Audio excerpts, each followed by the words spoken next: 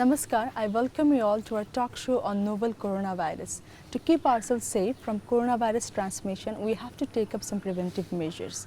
We have to take up some sanitary habits and hygienic practices.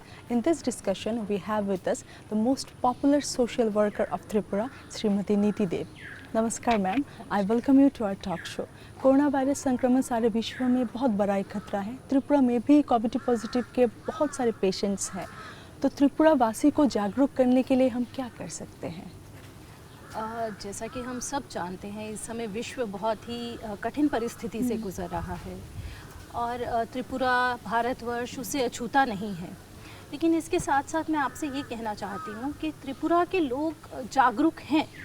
इस बात का परिचय इससे मिलता है कि अभी तक के जितने भी टेस्ट कोविड-19 के हुए हैं त्रिपुरा में, very less civilians are there. जो बाहर से आए हैं उनमें संक्रमण पाया गया है। जो स्थायी रूप से हैं उन लोगों ने काफ़ी प्रिकॉशन लिया है। और मैं बस यही चाहती हूँ कि जिस तरह की अवेयरनेस, जिस तरह के रूल्स और रेगुलेशंस को हमारे त्रिपुरा वासी अभी तक मानते चले आए हैं, वो उनका पालन करें। क्योंकि देखिए, लॉकडाउन धीरे धीरे अलग अलग स्टेज में आ रहा है। इस समय हम स्टेज 4 में हैं। हो सकता है आने वाला 5th स्टेज भी हो, और अगर स्टेज नहीं भी होता तो हमें ये मान के चलना चाहिए कि जब तक कोई भी मेडिसिन या इसका प्रॉपर ट्रीटमेंट नहीं आ जाता, ये स्थिति हम लोगों के बीच में कायम रहेगी। ये अज्ञात शत्रु जिसका कोई रूप नहीं है, आकार नहीं है, और वो हमारे ही ह्यूमन बॉडी को यूज़ करके जो हम पे आक्रमण कर रहा है, इसकी अवधि थोड़ी लंबी हो सकती है। तो अभी आगे ट्रेन स्टार्ट हो रही हैं, डोमेस्टिक एयरलाइन स्टार्ट हो रहा है। धीरे धीरे जीवन शैली पटरी पे आएगी, लेकिन जीवन शैली के नियम बदल जाएंगे और हमें उन नियमों को मानना है। हमें ऐसा तो नहीं है कि काम पे नहीं निकलना है, काम करना है, क्योंकि उसके सिवा तो और कोई चारा नहीं है।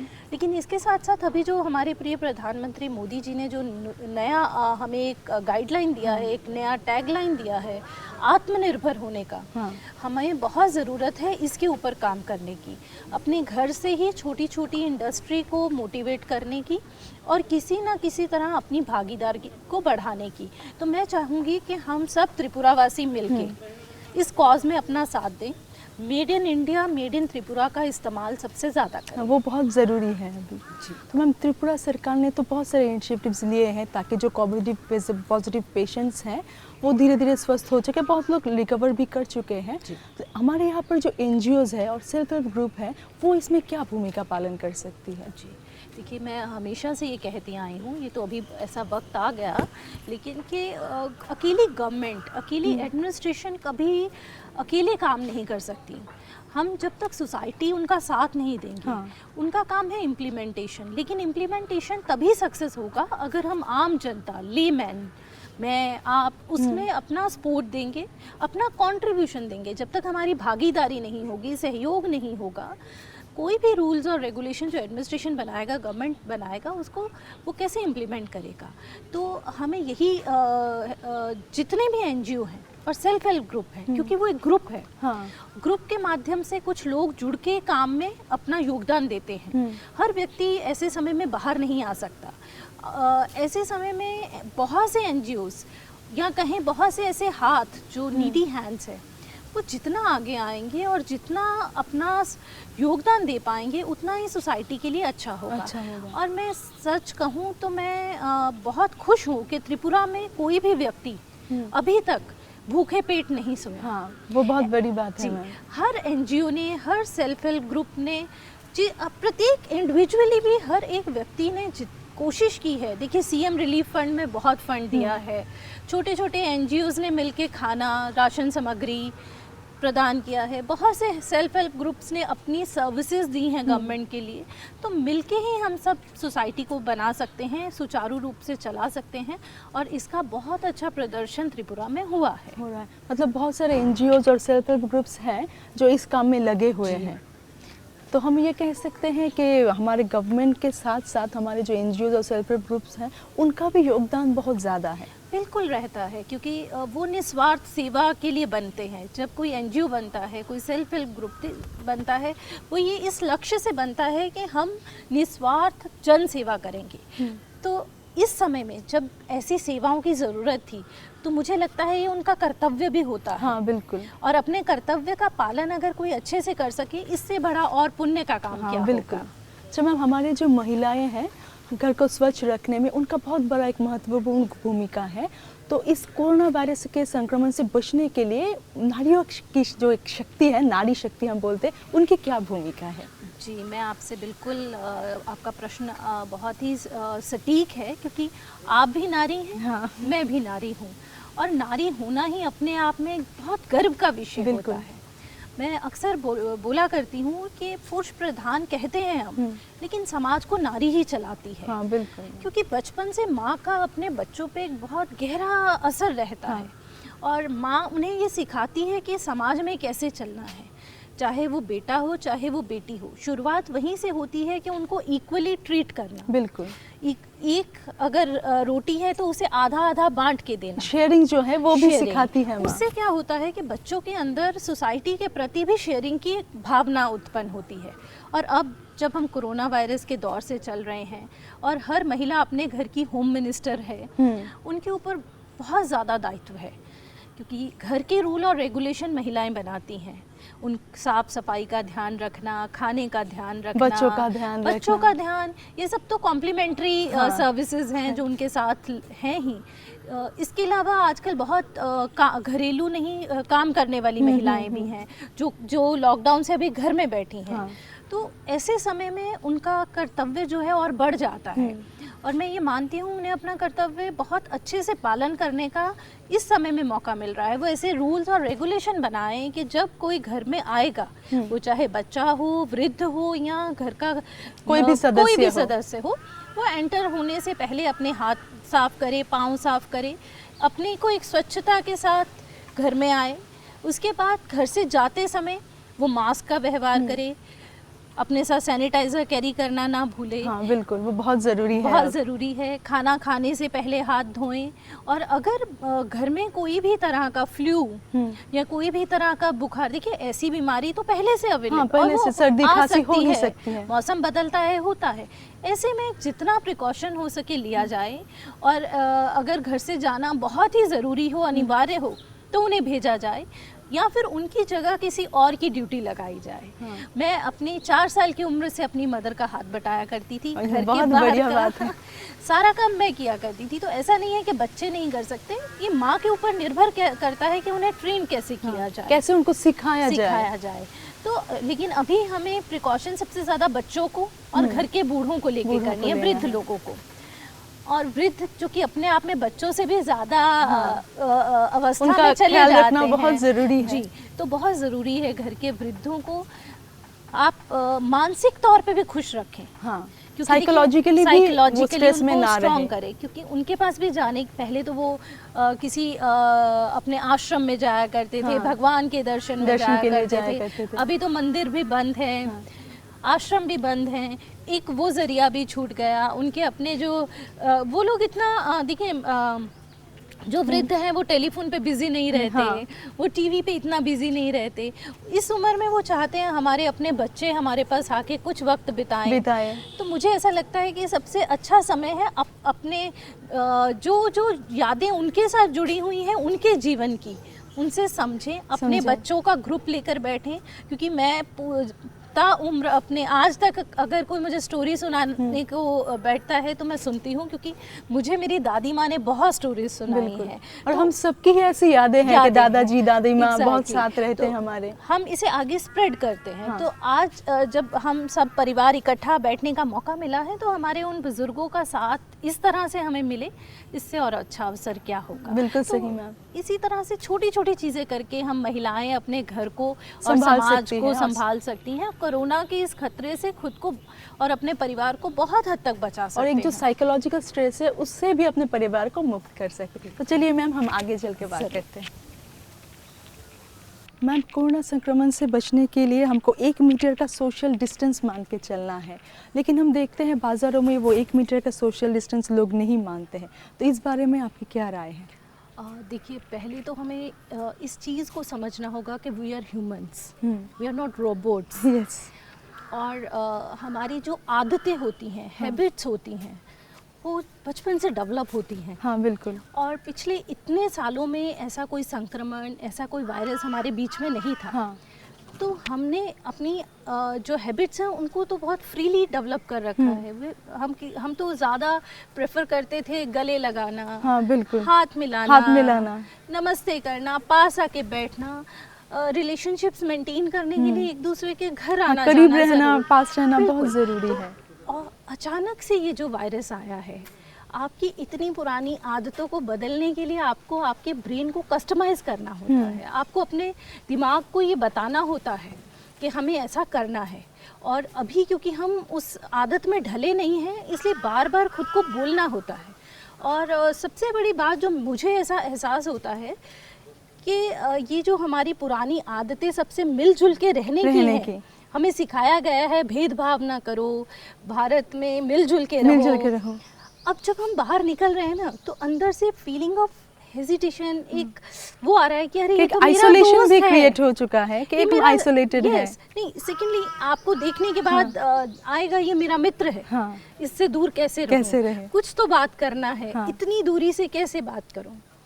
फिर बार बार खुद को हमें याद करवाना पड़ता है, नहीं हम ऐसी स्थिति में हैं जहां हम लड़ रहे हैं। हाँ, तो हमें थोड़ा दूरी मेंटेन करना है। और सबसे दुख की बात है कि हम अपने और अपने प्रियजनों के जीवन के लिए ये युद्ध लड़ रहे हैं।